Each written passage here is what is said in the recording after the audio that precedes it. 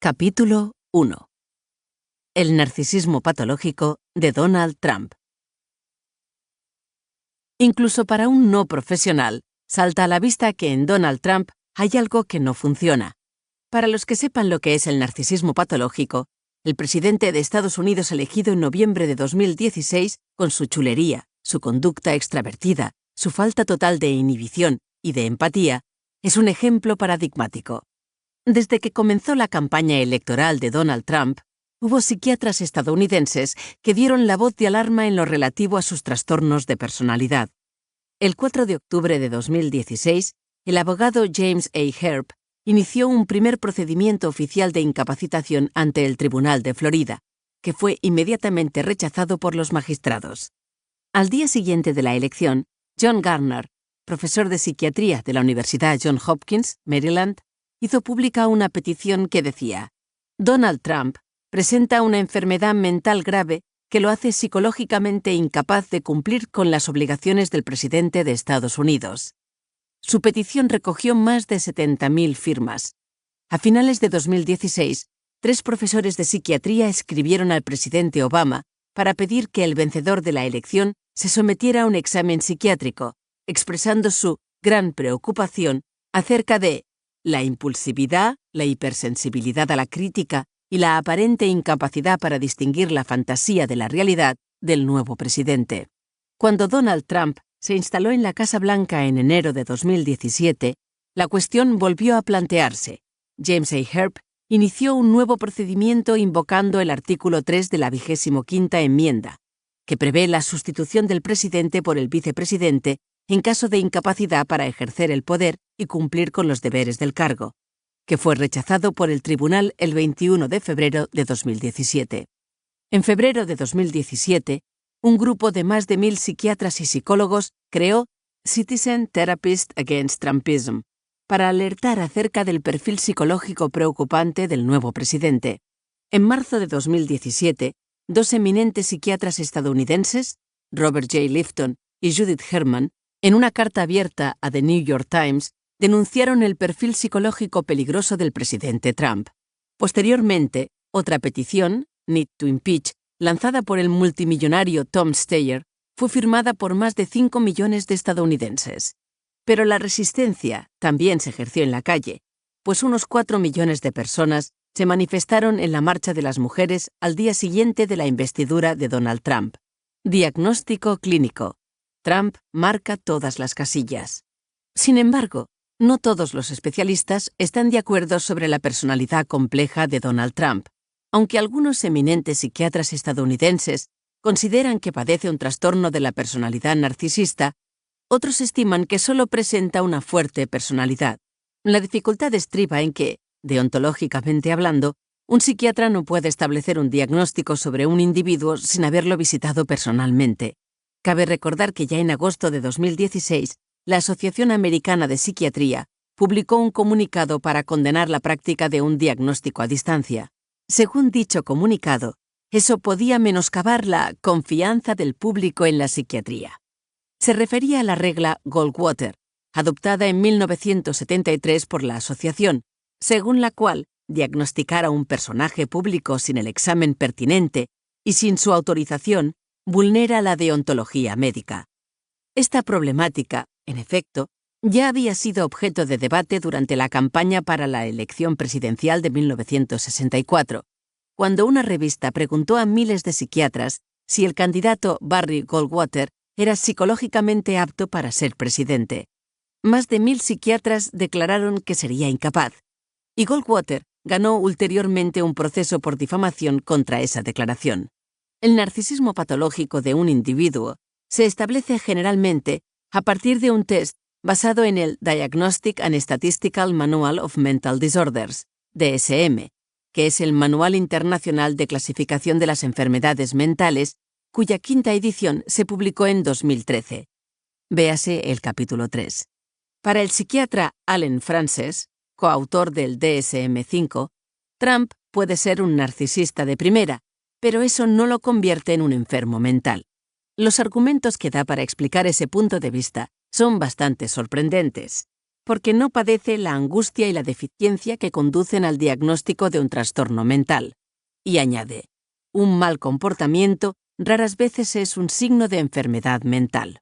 En efecto, según el DSM, para que se pueda hablar de trastornos de la personalidad, es preciso que los rasgos en cuestión provoquen un sufrimiento personal o una incapacidad, lo cual, aparentemente, no es el caso de Donald Trump. Volveremos sobre esta argumentación, porque lo discutible es toda la pertinencia de los diagnósticos establecidos por el DSM. ¿Solo se puede diagnosticar un trastorno psicológico o una enfermedad mental a partir del sufrimiento que experimenta la persona? Las advertencias de sus colegas no impidieron que 27 psiquiatras y psicólogos estadounidenses abandonaran su neutralidad profesional. Partiendo de una conferencia en la Facultad de Medicina de Yale en abril de 2017, titulada Duty to Warn, publicaron un libro colectivo para alertar a los ciudadanos de Estados Unidos del peligro que representa Donald Trump. Aunque un psiquiatra efectivamente no pueda emitir un diagnóstico sobre una persona a la que no ha examinado personalmente, lo que sí puede hacer es describir los síntomas y decir si un individuo es peligroso para sí mismo o para los demás. Admitiendo que Donald Trump presenta una personalidad narcisista, ¿podemos decir que se trata simplemente de rasgos narcisistas como los que se observan en gran parte de los estadounidenses? ¿O de un trastorno de la personalidad, es decir, de un conjunto de comportamientos y relaciones inadaptados a las normas sociales? ¿O de una patología más grave? Los medios han generalizado hablar de locura. Tratemos de aclarar las cosas.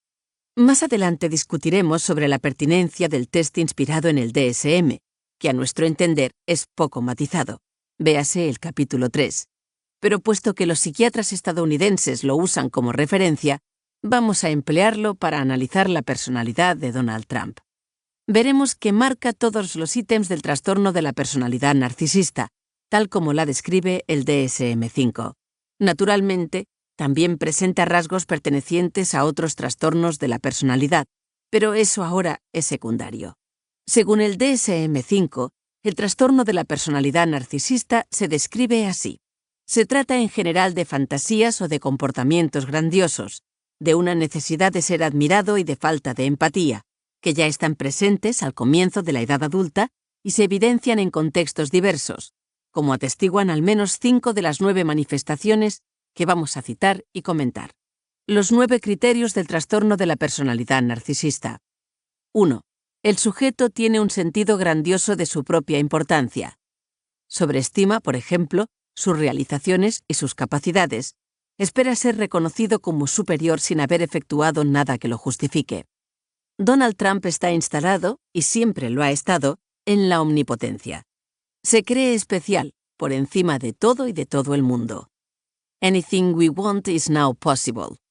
Ahora todo lo que queremos es posible. Ya en 1984, en una entrevista publicada en The Washington Post, declaró que era perfectamente capaz de negociar con la Unión Soviética sobre el arsenal nuclear.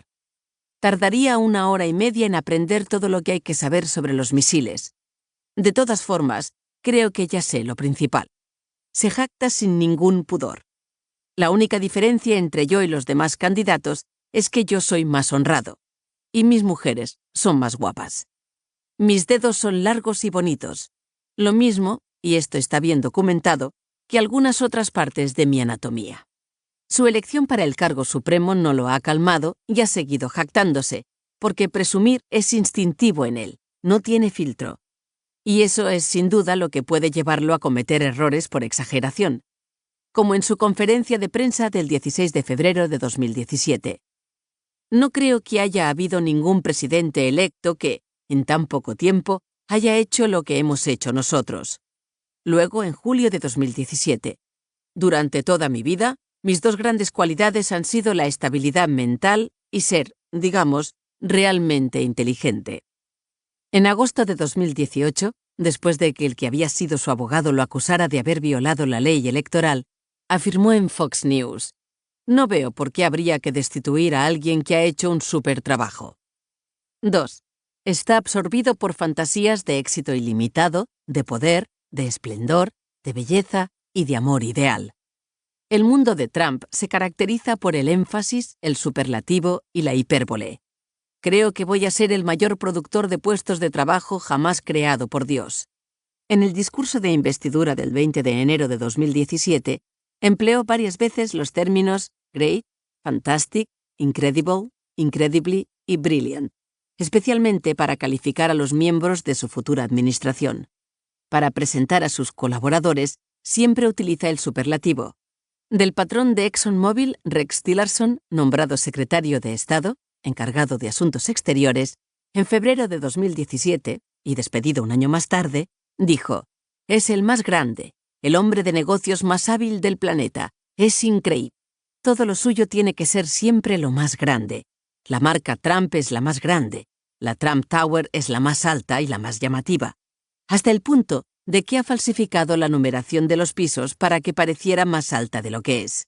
En su discurso del 30 de enero de 2018, calificó su reforma fiscal como la más importante de la historia del país y aseguró que quería restaurar la fuerza y la posición de Estados Unidos.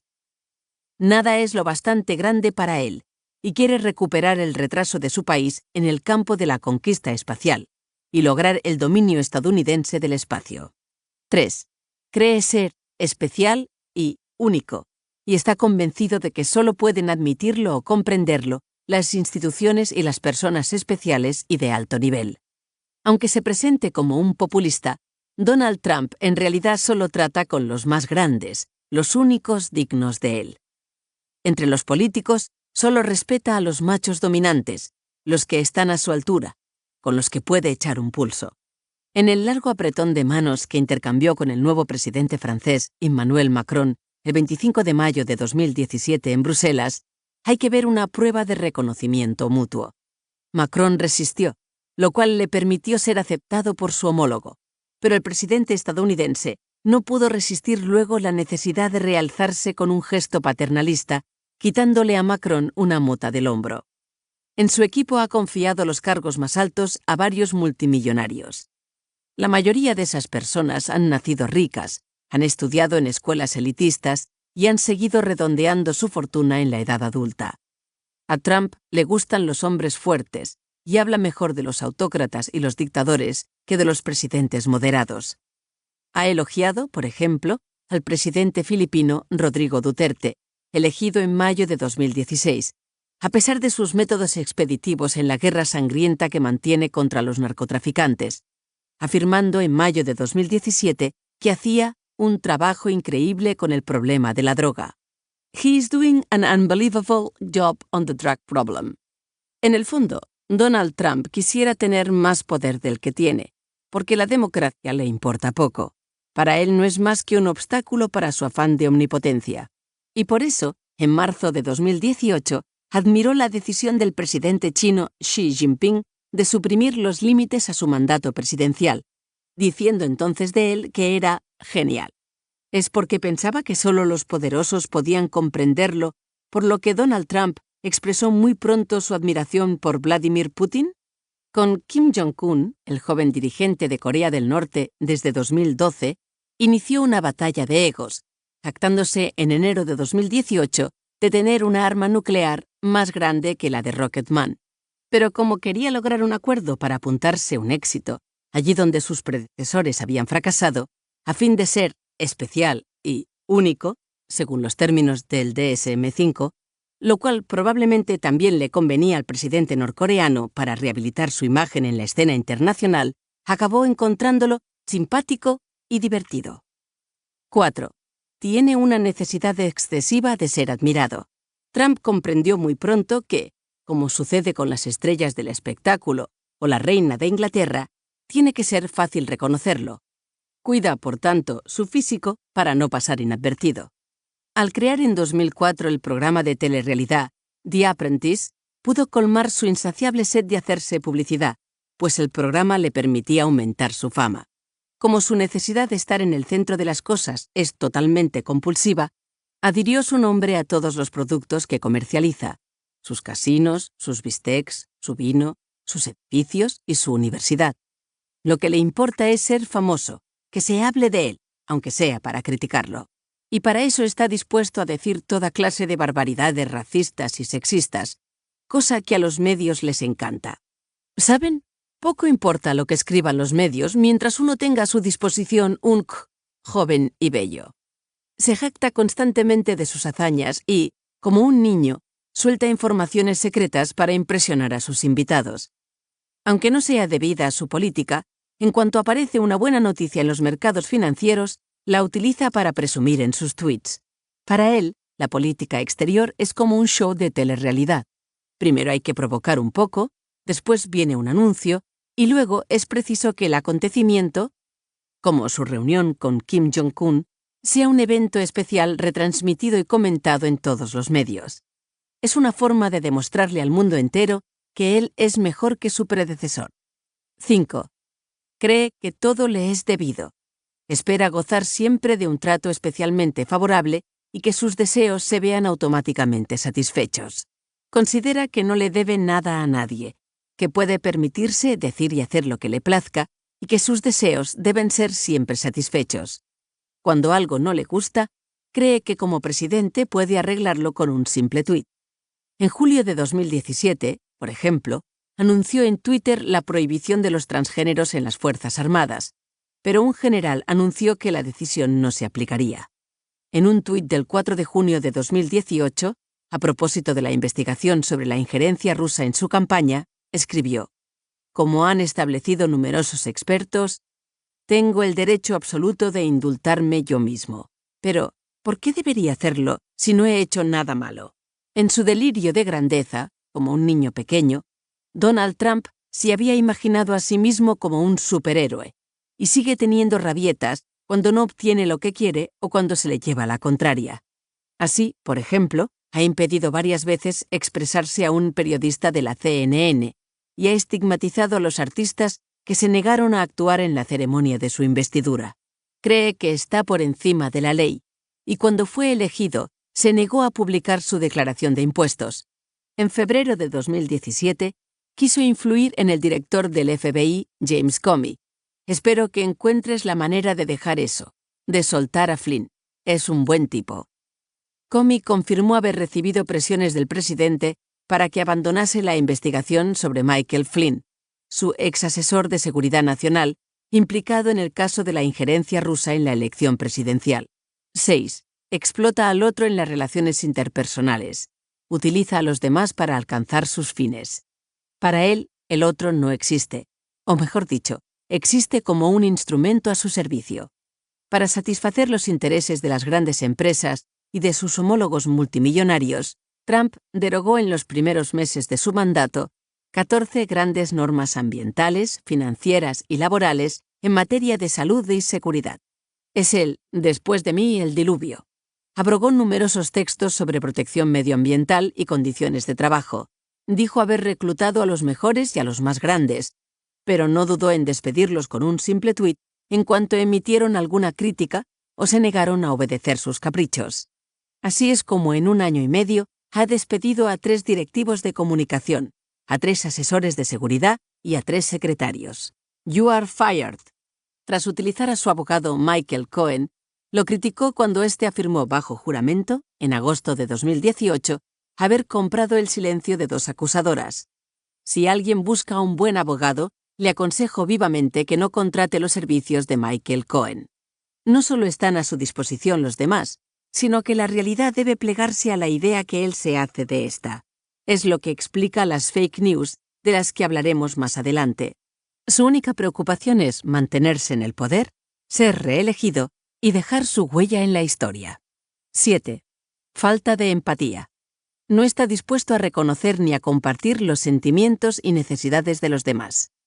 En el caso de Donald Trump, no se trata solo de falta de sensibilidad para las necesidades y los deseos de los demás, sino más bien de una pavorosa ausencia de empatía, que se manifiesta a través del machismo, el racismo y el desprecio hacia todos los que no lo alaban.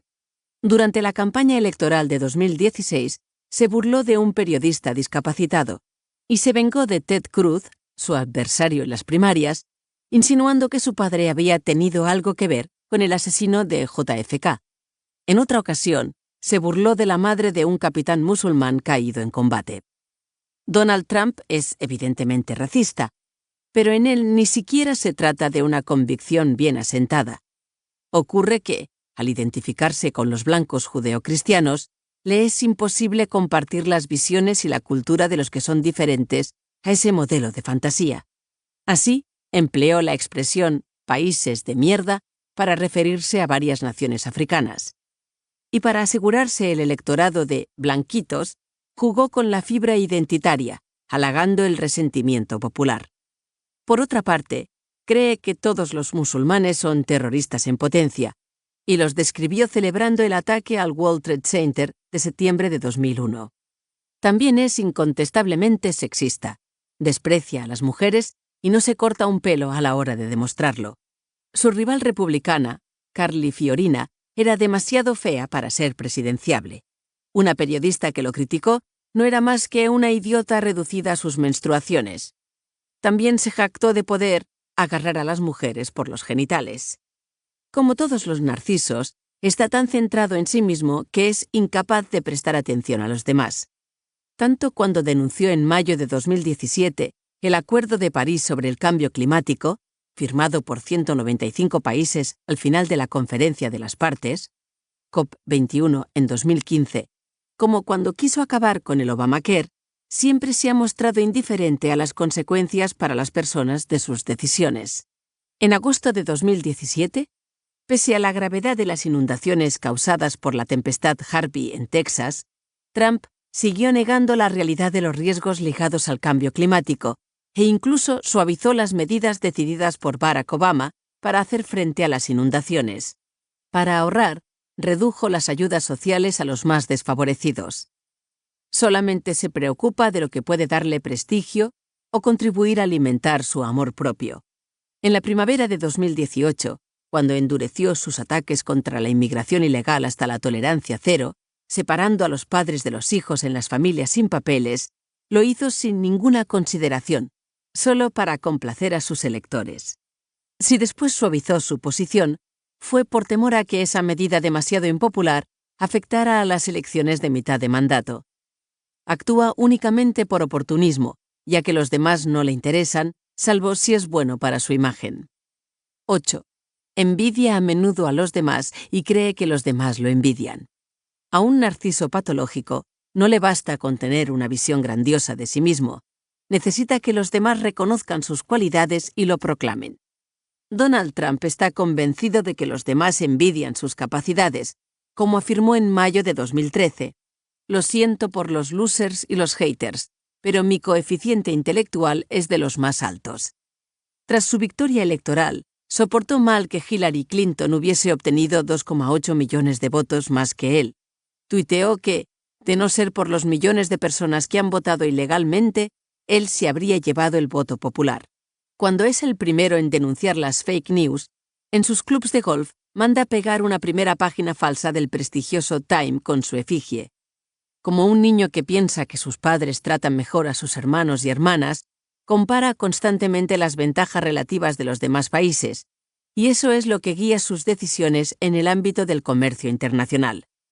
Cuando Estados Unidos registró en el segundo trimestre de 2018 un crecimiento anual del 4,1%, el presidente estadounidense se sintió reforzado en su opinión de que la política de desregulación y bajada de impuestos era la buena, y presumió de ello.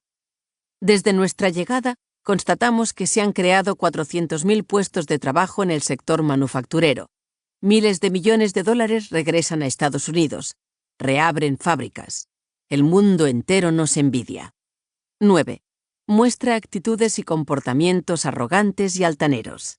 Trump no es simplemente arrogante y altanero, sino que muestra un total desprecio hacia los demás. Eso es lo que explica su negativa a interesarse por el futuro del planeta y su voluntad de poner fin al Obamacare, y amenazó indirectamente de muerte a su rival Hillary Clinton apuntándola con el índice como un arma cuando habló de los que la apoyaban y no lo seguían a él. Su arrogancia es un medio de defensa contra un sentimiento de inferioridad. No puede admitir que se ha equivocado, pero, ante todo, desprecia la democracia, porque para él el único poder auténtico es el dinero. Los otros diagnósticos mencionados. Aunque nadie discute el narcisismo patológico de Donald Trump, Algunos psiquiatras han mencionado otros diagnósticos. En nuestra opinión, solo constituyen aspectos laterales del trastorno de la personalidad narcisista, variantes de esa patología. Pero es interesante citarlos para concretar más el cuadro del personaje y saber cómo lo perciben los profesionales estadounidenses de la psicología y la psiquiatría. El TDAH. El primer diagnóstico evidente es el trastorno por déficit de atención e hiperactividad, TDAH. Se trata de una patología que reúne trastorno de la atención, hiperactividad e impulsividad y que muy a menudo coexiste con un trastorno de la personalidad narcisista. En su libro de 1990, Surviving at the Top, Donald Trump ya lo confesaba. Mi tiempo de concentración es muy corto y el statu quo es probablemente la situación que más me indispone. En vez de alegrarme cuando todo va bien, me siento inquieto y me vuelvo irritable. Efectivamente, Trump es incapaz de concentrarse varios minutos en un tema que no tenga que ver con su autoglorificación, y presume de ello. A veces, la gente se sorprende de la rapidez con la que tomo decisiones importantes, pero he aprendido a confiar en mis instintos y a no reflexionar demasiado. Escribió en 2004 en Think Like a Billionaire. Por lo tanto, no puede tener un pensamiento profundo y crítico, lo cual lo convierte en una persona extremadamente influenciable. Su credulidad, que le hace aceptar las teorías más peregrinas, se explica por su inmadurez.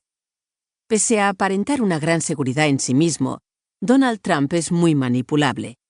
Durante su campaña y luego al principio de su mandato, Steve Bannon pasaba por ser el alter ego del presidente, el responsable de su decisión de abandonar el Acuerdo de París sobre el clima, el que alimentaba su guerra contra los medios y el que movía los hilos entre bastidores para que el presidente continuara seduciendo a sus apoyos más virulentos. La revista Time acusó a Steve Bannon cuando publicó en portada una foto suya titulada The Great Manipulator. El artículo planteaba claramente la cuestión. ¿Es Steve Bannon el segundo hombre más influyente del mundo? Parece que Donald Trump se lo tomó mal y que no le gustó que lo describieran como una marioneta. Steve Bannon tuvo que abandonar finalmente la Casa Blanca en agosto. Eso también explica su imprevisibilidad y su impulsividad. Ante una crítica o lo que él considera como un ataque a su imagen, siempre reacciona en caliente y de forma virulenta. Pero no hay que confundir su impulsividad con la reactividad necesaria en un hombre de Estado. En 1990, el psicólogo estadounidense Scott Dickman señaló la oposición entre la impulsividad funcional, cuando una situación exige tomar decisiones inmediatas, la cual es esencial para un jefe de Estado, y la impulsividad disfuncional, cuando lo acertado habría sido tomarse un tiempo para la reflexión. Donald Trump reacciona antes de pensar. La psicopatía o sociopatía. Algunos psiquiatras estadounidenses se han preguntado si la intolerancia a la frustración de Donald Trump era atribuible a su narcisismo o si era la expresión de sus rasgos psicopáticos, impulsividad responsable de agresiones verbales y físicas, desprecio por las reglas y normas sociales, ausencia de remordimientos y sentimiento de culpabilidad, etc. Oscilando entre sonrisa y amenaza, seducción y rechazo, la personalidad psicopática se caracteriza por una inestabilidad relacional y del humor, que expresa a la vez profundas angustias y una inmadurez afectiva. El ya citado psiquiatra John Gardner habla a este propósito de narcisismo malhechor o maligno, mientras que algunos colegas suyos mencionan la psicosis megalomaníaca, que en algunas traducciones francesas se ha resumido como perversión narcisista. Veremos en el capítulo siguiente las diferencias entre esos trastornos, pero por ahora, digamos que cabe distinguir varios subgrupos dentro de los trastornos de la personalidad narcisista, y que el narcisismo maligno del que habla Gardner forma parte de ellos. Ulteriormente veremos que, en nuestra opinión, Donald Trump no es un perverso narcisista, al contrario que Putin, porque su narcisismo es demasiado evidente, ostentoso, ingenuo e infantil, mientras que un perverso narcisista es, ante todo, un estratega que avanza enmascarado para realizar mejor sus fechorías. Véase el capítulo 4. ¿Paranoia? ¿Deterioro neurológico o trastorno delirante? La manera en que Trump se enfrenta a las ciencias o a la prensa puede hacer pensar en un caso de paranoia, Se siente perseguido incluso por minorías que no representan ningún peligro para él, y percibe en general a todos los que están en su contra como actores de un complot destinado a deslegitimarlo. En este sentido, algunas de sus reacciones pueden sugerir efectivamente la paranoia, pero en su caso no se trata de un trastorno estructurado que implique cierta rigidez. Se debe mucho más a una preocupación incesante por preservar su imagen y a la exacerbación de su deseo de omnipotencia. Cuando presenta a Estados Unidos como una víctima de la rapacidad de los demás países que se aprovechan de su generosidad, hay que relacionar este punto de vista con su propia sensación. Él se siente incomprendido, injustamente criticado y continuamente forzado a demostrar que es el mejor. Sería más fácil comprenderlo si recordamos algunos episodios de su biografía. A varios expertos les ha llamado la atención el empobrecimiento del vocabulario de Donald Trump desde finales de la década de 2000, así como la falta de control de sus pulsiones. Según ellos, la asociación de un estado de excitación con una jovialidad excesiva, una propensión a hacer chistes y chascarrillos, así como sus trastornos del lenguaje, evocan la demencia progresiva ligada a una degeneración del cerebro frontal. Los psiquiatras estadounidenses tienden a situar el narcisismo en una escala del 1 al 10, véase el capítulo 2. Hasta 5, una persona tiene un déficit de narcisismo. 5 puede considerarse como normal, y por encima se entra en una patología cada vez más grave que, según ellos, puede llegar hasta la psicosis. Un narcisismo extremo puede bordear el delirio megalomaníaco, aunque no se trataría de una psicosis propiamente dicha, según los psicoanalistas estadounidenses especialistas en el tema. Este enfoque es indudablemente reductor, y más adelante veremos cómo el psicoanálisis describe y analiza el narcisismo. Sobre los orígenes del narcisismo patológico de Trump. La infancia de Donald Trump se corresponde perfectamente con las infancias de los individuos afectados por un narcisismo patológico. Es el cuarto de los 5 hijos de Fred C. Trump y Mary Trump. Su padre, un rico agente inmobiliario, era tacaño, severo e intransigente. Su abuelo, Friedrich Drumpf, un inmigrante alemán que cambió su apellido por Trump, se hizo rico suministrando alimentos, bebidas y chicas a los buscadores de oro del Klondike. Fred, el padre, inventó al parecer las tiendas de víveres con autoservicio en 1929 y luego se dedicó al negocio inmobiliario asociándose con Willy Tomasello, un empresario del que se decía que obligaba a firmar los contratos a puñetazos. Fue allí donde Donald, al que llamaban Donnie, aprendió a pegar, a no ceder jamás y a no decir nunca la verdad. Mary, la madre, una pobre inmigrante escocesa, Mary MacLeod de soltera, había llegado a Estados Unidos a los 18 años con solo $50 en el bolsillo y se pirraba por el lujo y por la vida mundana. Donald era su preferido. Tras el nacimiento de su último hijo, cuando Little Donnie tenía 2 años, tuvo una grave hemorragia posparto y la hospitalizaron para practicarle una esterectomía. El padre les dijo a los mayores que su madre tal vez iba a morir, pero que debían ir a la escuela a pesar de todo. Eso debió de ser un shock para Donald, que no solo veía llegar a un rival, sino que podía temer verse brutalmente privado de su madre por culpa de ese bebé. Donnie pasó sus primeros años en una mansión colonial de 23 habitaciones en el elegante barrio de Jamaica Estates, en Nueva York, en el corazón del distrito de Queens. Había 2 Cadillac cuyas matrículas llevaban las iniciales del padre, cosa que no era habitual en aquella época, así como un cocinero, un chofer, un televisor en color y muchos gadgets que los compañeros de Donnie envidiaban. Ya en la escuela primaria, Donald Trump fue calificado de bully, pequeño bruto agresivo. Se peleaba mucho, hacía todo lo que podía para llamar la atención y para instaurar relaciones de fuerza. Sus compañeros lo describían como atlético, chanchullero y de mala fe, incapaz de reconocer sus errores, aunque estos saltaran a la vista. Su escuela, Kew Forest School, tenía fama de ser muy estricta, y a Donnie lo castigaban con frecuencia, hasta el punto que sus iniciales, D.T., se convirtieron en sinónimo abreviado de la palabra castigo. A los 12 años, tras una escapada no autorizada a Manhattan con un compañero, su padre lo castigó y lo envió a terminar la escolaridad a un internado severísimo, la Academia Militar de Cornwall, al norte del estado de Nueva York. Donnie se encontró entonces en cierto modo desterrado, expulsado del estilo de vida confortable que hasta entonces había conocido.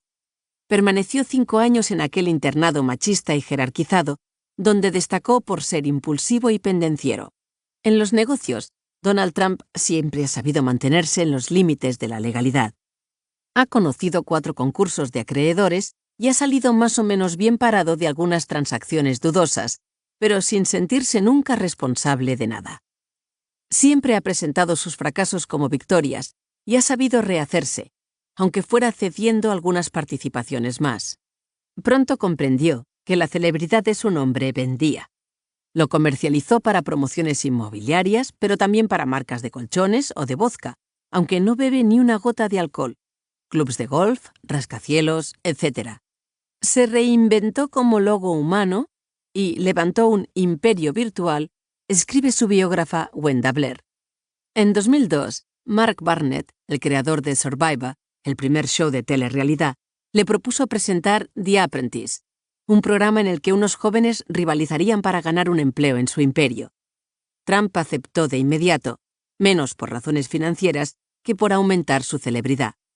Su papel en el programa es el de un patrón implacable que expulsa al eslabón débil con la famosa frase "You are fired". Estás despedido. The Apprentice ha sido un éxito que ha durado 14 temporadas. Él presume de ese éxito, se informa de los índices de audiencia, de los artículos en los que figura su nombre, y trata de entrar en la lista de las mayores fortunas que publica Forbes. Los puntos débiles del presidente. Si Narciso necesita llamar la atención no es por darse gusto, sino para compensar sus carencias y su falta de autoestima. Detrás de la imagen de superioridad y omnipotencia que Donald Trump se ha forjado, se esconde una gran fragilidad de la imagen propia. Evalúa su éxito como presidente únicamente en función de la mirada ajena. Por eso su principal preocupación es ser reconocido internacionalmente. Ya que no puede ser respetado, quiere ser admirado. Como veremos a partir de las explicaciones de los psicoanalistas en el capítulo siguiente, su narcisismo excesivo es una forma de negar la humillación y la vergüenza, pero también la pérdida, como cuando de niño estuvo a punto de perder a su madre. Todo lo que hace está destinado a tomarse la revancha sobre lo que en la infancia percibió como una herida narcisista. Los caricaturistas demuestran que lo han comprendido al describirlo como un niño frágil y ansioso de amor que, para compensar, quiere convertirse en el hombre más poderoso del universo. Cuando a los 12 años su padre lo echó de la lujosa mansión familiar para meterlo en un internado militar conocido por su dureza, fue una humillación. Fue verse brutalmente expulsado del paraíso mientras sus hermanos y hermanas seguían gozando del lujo familiar. Querrá tomarse la revancha teniendo más éxito que su padre. Su necesidad de ser el más grande se corresponde también con una revancha social.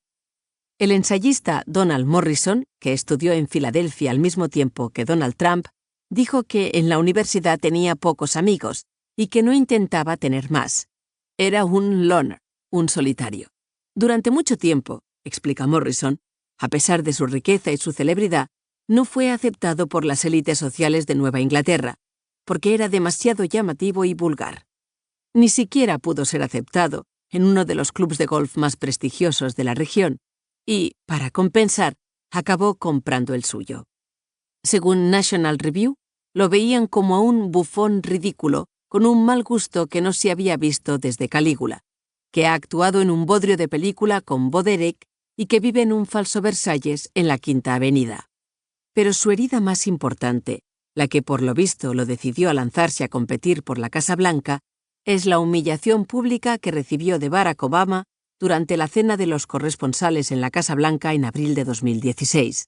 Como había contribuido a alimentar la tesis de los birders, nativistas, que ponían en duda la validez de la partida de nacimiento del presidente, este se burló de él delante de todos aquellos periodistas. Las cámaras mostraron la sonrisa crispada de Donald Trump, que echaba espuma de rabia por la boca. Al parecer dijo: «La gente se burla de nosotros, pero no se burlará más de mí cuando sea presidente». A raíz de esa herida, desarrolló una obsesión que lo llevó a querer borrar del mapa muchas de las decisiones tomadas por Obama, como la extensión de la protección social, afirmando que las suprimiría y las sustituiría casi simultáneamente, cosa que no ha podido hacer. Ha hecho lo imposible para desacreditar a su predecesor. En este tuit de marzo de 2017, por ejemplo, afirma sin pruebas: acabo de descubrir que el presidente Obama puso escuchas en las líneas de la Trump Tower justo antes de mi victoria, sin encontrar nada de nada. Pobre hombre. Como todos los narcisos patológicos, al ser su autoestima tan frágil, Donald Trump es absolutamente intolerante a la crítica. Toda crítica, real o imaginaria, es vivida como una herida o un rechazo, como si se denigrase a toda su persona. Querría ser un superhéroe, pero está tan poco seguro de lo que es que tiene que farolear y presumir continuamente. Aparenta ser duro, pero ¿cómo mantenerse a la altura de ese personaje que ha creado? Según Tony Schwartz, que ha coescrito con Donald Trump The Art of the Deal, el arte de la negociación, en cuanto se siente amenazado por una crítica o por una pregunta que no sabe contestar, pasa al modo supervivencia, que consiste en huir o luchar, y reacciona en vez de discurrir. Pierde los estribos, cuenta cualquier cosa para justificarse, se encierra en las mentiras y echa la culpa a los demás. Por ejemplo, cuando en enero de 2017 se enfrentó al riesgo de que los rusos destapasen un vídeo sexual sobre sus supuestas orgías en Moscú, atacó con un despropósito: los servicios de información no deberían dejar que se filtrasen ese tipo de informaciones falsas. Es un último disparo contra mí. ¿Acaso vivimos en la Alemania nazi? Todo aquel que se atreve a llevarle la contraria es tratado de estúpido, imbécil, tarado, fracasado, mentiroso, etc. Para no arriesgarse al fracaso, un narciso como él evita la confrontación y la competición leal. Prefiere descalificar al adversario. Cuando se le hace una observación, en vez de preguntarse qué ha hecho mal, reacciona de forma impulsiva sin pararse a pensar en la situación y le echa la culpa al otro. Si una información no le gusta, la niega y la sustituye por unas estadísticas que lo favorezcan. Cuando un periodista o un político no le da la razón, los trata de estúpidos, de deshonestos, de tramposos o de losers, perdedores. Cuando no le gusta algún artículo, lo cual es frecuente si aparece en The New York Times o en The Washington Post, tilda a esos importantes diarios de enemigos del pueblo americano. Muchos se asombran de la capacidad que tiene Donald Trump para no reconocer nunca sus errores ni sus mentiras, para negar la realidad o las evidencias que no le gustan. Para comprender esta postura, hay que relacionarla con el mecanismo de la negación, que es típico de los narcisistas. La negación es la acción de rechazar la realidad de una impresión percibida como peligrosa o dolorosa para el yo. Puede tratarse de un sentimiento, de una emoción, pero también de unos hechos que han sucedido. La negación protege al yo poniendo en entredicho el mundo exterior. Permite una ausencia de conflictividad, ya que hace que coexistan en el yo dos afirmaciones incompatibles que se yuxtaponen sin influirse mutuamente.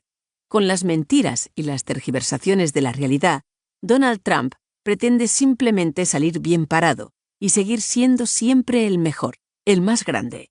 Para él, la verdad o la mentira no importan, ya que en su omnipotencia infantil no acepta la realidad y dice lo que más le conviene en cada momento. Un narcisista no miente por placer, sino porque no puede asumir que la realidad lo ponga en cuestión. Eso es lo que explica que, para proteger su ego, Donald Trump falsee constantemente la realidad y llegue a convencerse él mismo de que lo que dice es cierto, o que al menos debería serlo. Su obsesión por sus resultados en cuanto al voto popular o su irritación por el número de participantes en su investidura ilustran perfectamente esa explicación. Antes de prestar juramento, anunció: «Será un día muy, pero que muy elegante. Creo que habrá verdaderas multitudes, pues hemos suscitado un movimiento como nunca antes se había visto en el mundo». Después acusó a los medios deshonestos de subestimar el número de personas que acudieron a presenciar su investidura. Cuando fue acusado en diciembre de 2017 de haber interferido en las elecciones presidenciales de Estados Unidos pirateando las páginas web del Partido Demócrata, habló de caza de brujas. Negó cualquier cooperación con Moscú. Pero Michael Flynn, su efímero asesor de seguridad nacional, reconoció haber mentido al FBI acerca del contenido de las conversaciones telefónicas que mantuvo con Sergei Kislyak, que en aquel momento era el embajador ruso en Washington. La verdad es que era difícil no reconocerlo, ya que el embajador ruso era escuchado por los servicios de información estadounidenses. Flynn no solo confesó, sino que declaró que había pasado la información a algunos miembros muy destacados del equipo de transición, lo cual llevó a Donald Trump a dejarlo caer, sosteniendo la tesis de que era un hombre que actuaba solo y había estado muy poco tiempo en la Casa Blanca. Los grandes medios, que querían devolverlo a la realidad, se lanzaron a hacer toda clase de comprobaciones para restablecer la verdad de los hechos. La página web PolitiFact, que comprueba la veracidad de las promesas y de los compromisos que adquieren los políticos estadounidenses y que obtuvo el premio Pulitzer en 2009, recogió todas las afirmaciones de Trump en 2015 y dio los siguientes resultados. El 2% es cierto. Globalmente, el 76% es falso. Y de el 18% son puras afirmaciones sin sentido. En 2016, la página web Político comprobó lo que decían ambos candidatos a las presidenciales durante una semana. En una conversación de 5 horas, constataron que Trump decía una mentira cada 3 minutos y 15 segundos. Pero todas esas verificaciones no sirven de nada, pues el narcisismo patológico altera la capacidad de ver la realidad, y Donald Trump no va a cambiar. El imperativo de disimular la propia incompetencia. La incompetencia de Donald Trump apareció inmediatamente después de tomar posesión. Se había metido en la carrera presidencial de farol, sin más objetivo que ganar, y pensó que podría dirigir el país como se dirige una empresa. Pero tuvo que admitir que era mucho más complicado. Seguramente es consciente del riesgo de que se descubran, si no su incompetencia, al menos sus lagunas. De ahí que se muestre constantemente a la defensiva y que, cual funámbulo, haga equilibrios destinados a no caerse y a distraer la atención para neutralizar a los medios. Aunque haya triunfado en los negocios, es un hombre primitivo y totalmente inculto. No lee ningún libro y tiene una visión simplista de la economía. Si cree en las virtudes del proteccionismo, es ante todo por defender los intereses de su electorado. No tiene ninguna ideología, ninguna estrategia, y siempre reacciona de forma impulsiva.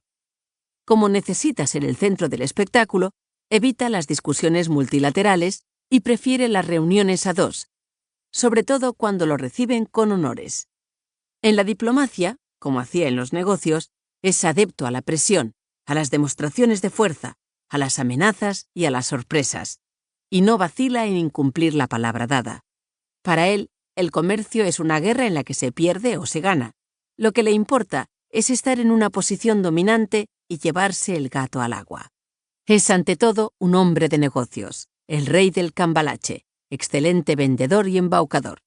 Y aplica en política las técnicas de manipulación típicas de los comerciales. Lo importante es obtener resultados espectaculares, sin preocuparse de los daños colaterales. Para él, la política es como una partida de póker gigantesca en la que, para impresionar al adversario, se mueve constantemente para impedirle adivinar su juego, y va alternando los faroles con las amenazas. Eso le dio resultados bastante buenos en los negocios, donde, a pesar de muchos contratiempos, siempre logró caer de pie. En vez de reclutar a personas competentes, ha buscado a los que sabe que le darán la razón y no se atreverán a criticarlo, lo cual puede llevarlo a cometer errores. A pesar de que se cree el mejor y repite machaconamente el eslogan Make America Great Again, lo cierto es que al despreciar los acuerdos multilaterales, lo que hace es poner en peligro el liderazgo de Estados Unidos en la escena internacional. Su reforma fiscal puede provocar un déficit presupuestario y el aumento de los aranceles puede alimentar la inflación. Pero eso no le importa. Él prescinde de todo lo que no le gusta.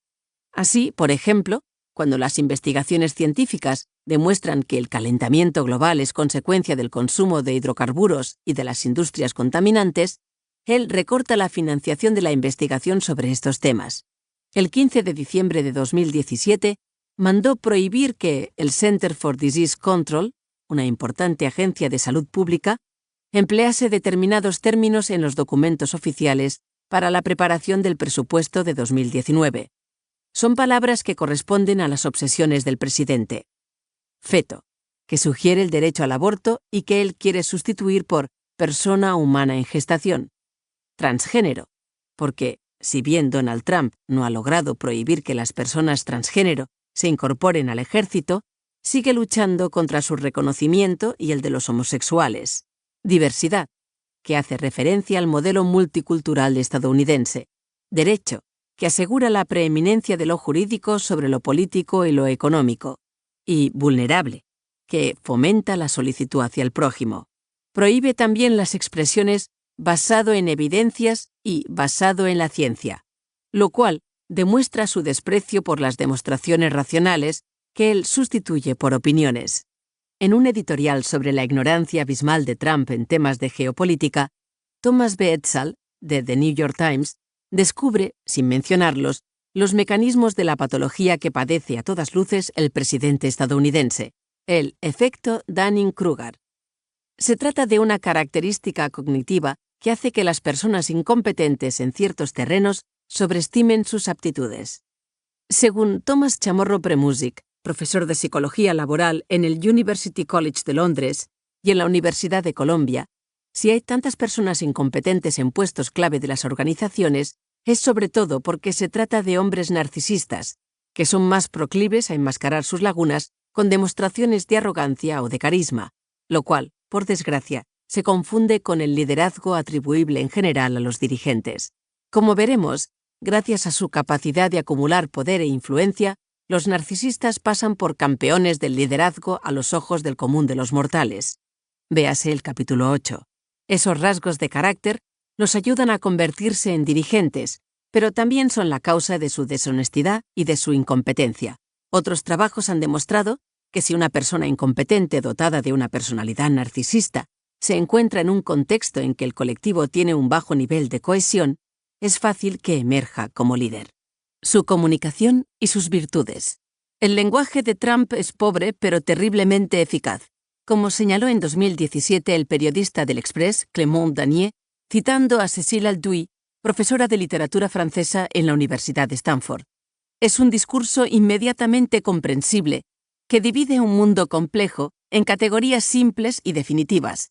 Habla y tuitea como la gente sencilla, en contraste con las élites, lo cual le permite presentarse como el defensor de los excluidos y los desfavorecidos, y tachar a la prensa que se burla de él de enemiga del pueblo. Su vocabulario es muy limitado. Good, bad, disaster, tremendous, fantastic, sad, loser, winner, respectivamente, bueno, malo, desastre, formidable, fantástico, triste, perdedor, ganador. Es un formulario cómodo hecho del lenguaje de la calle. Consecuencia, un pensamiento de una gran pobreza, sin matices ni profundidad. Como en los anuncios, repite varias veces el mensaje para asegurarse de que lo entienden. Durante toda su campaña, repitió machaconamente el término ganar. Vamos a ganar, ganar, ganar. Perder es su obsesión, y a sus adversarios los califica a menudo de losers. Según Michael Wolff, un escritor estadounidense que ha tratado mucho a Donald Trump, habla de forma incoherente, empieza frases y no las termina, se repite mucho. No le gustan la ideología, los conceptos y las ideas. Solo está interesado en sí mismo y no cree más que en su instinto. Limita su análisis sobre cualquier tema a la utilización de ese léxico restringido, tanto oralmente como por escrito, como se puede ver a diario en su cuenta de Twitter. Emplea frases y palabras muy cortas, monosílabos, oraciones de sujeto, verbo y complemento, a veces solo un adjetivo. Pero en eso Donald Trump sintoniza con la sociedad moderna.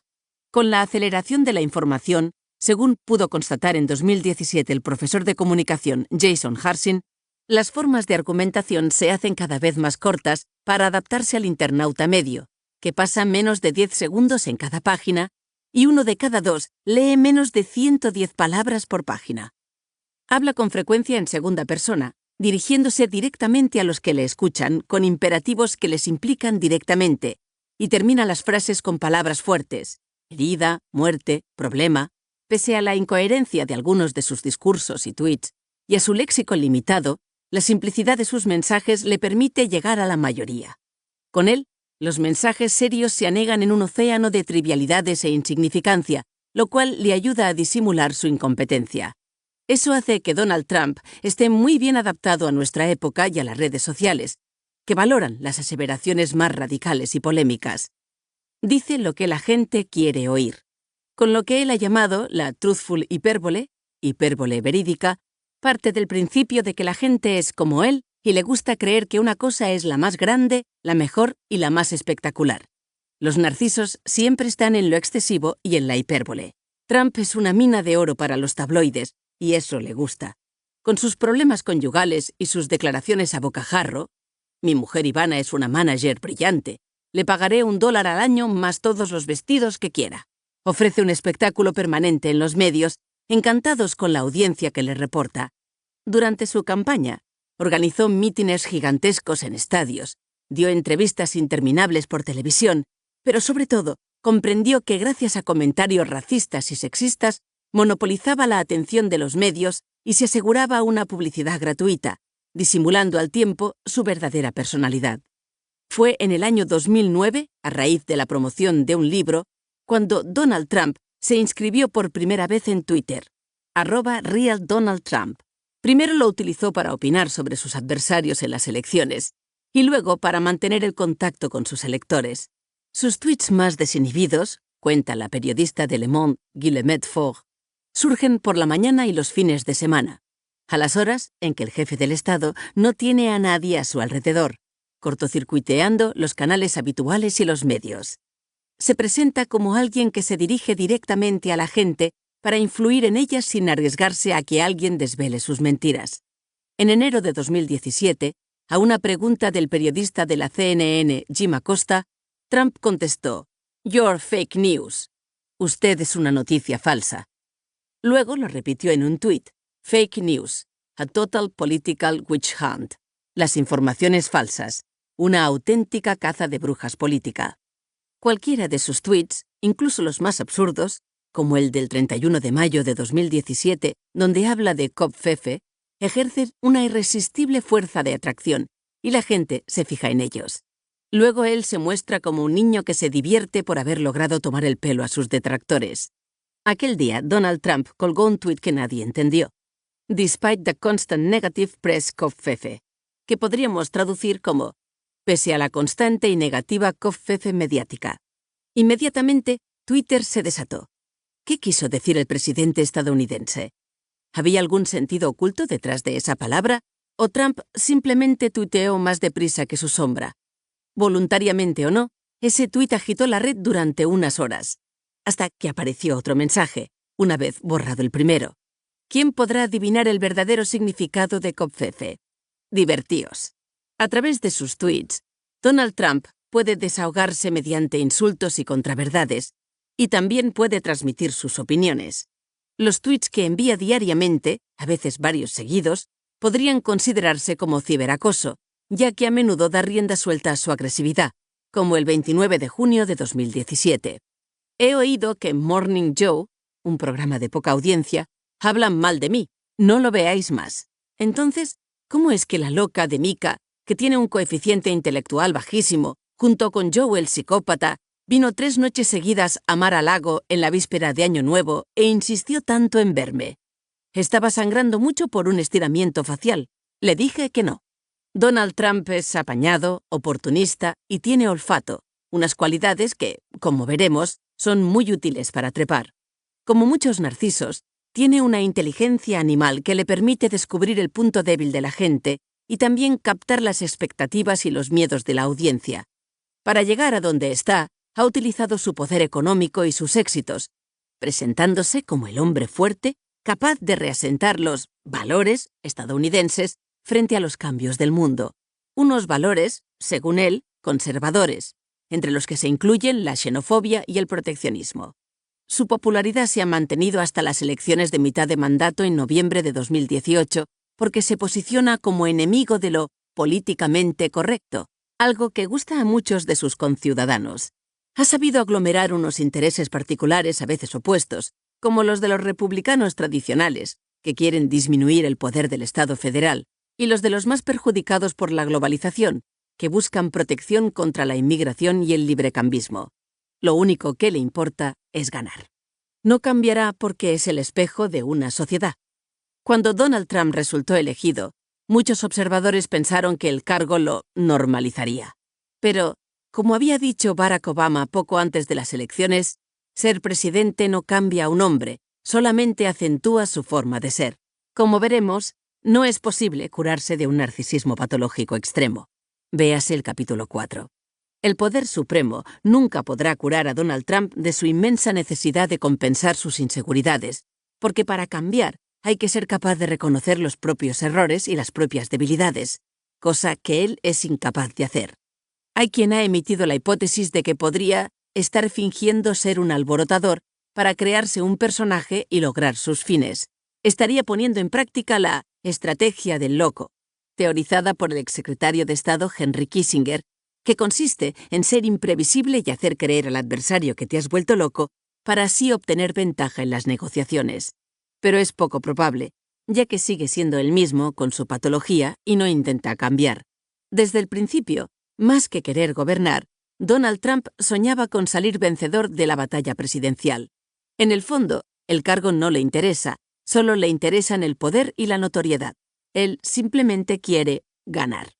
No le importa realmente la marcha del país y le da igual lo que pueda pasar después de él. Por lo tanto, cabe preguntarse por la pertinencia de las críticas dirigidas exclusivamente a la personalidad de Donald Trump. Si lo eligieron, no será en primer lugar porque su visión gustaba a sectores importantes de la población y porque sus desviaciones expresaban justamente ciertos síntomas patológicos de la sociedad.